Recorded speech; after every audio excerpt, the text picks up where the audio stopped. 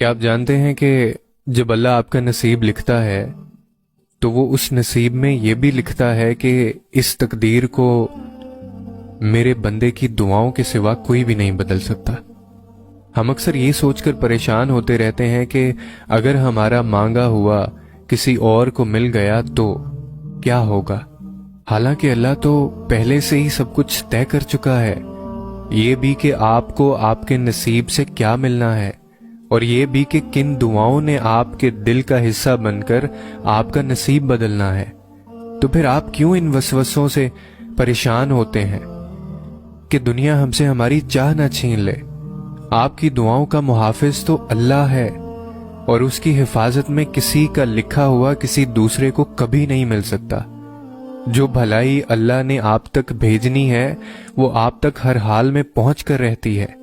जो मोज़े अल्लाह ने आपके लिए मुकर्रर किए हैं वो मोज़े होकर ही रहते हैं। कोई भी इस होनी को नहीं टाल सकता सिवाय अल्लाह के। जिस पर अल्लाह ने हमारे लिए पहरे बिठा रखे हैं उसे हमसे कोई नहीं छीन सकता।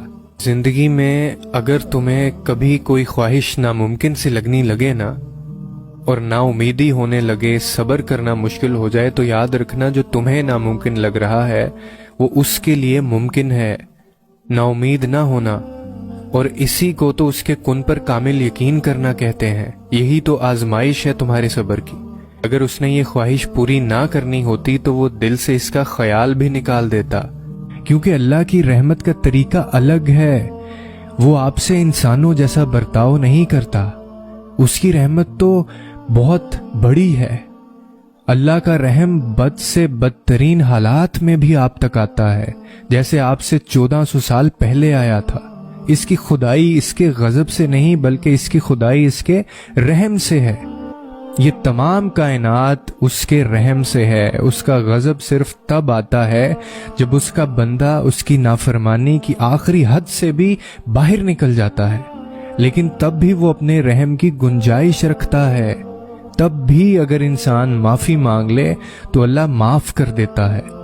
तो फिर आप किस इंतजार में हैं? आप किस चीज का इंतजार कर रहे हैं और कितना इंतजार करेंगे?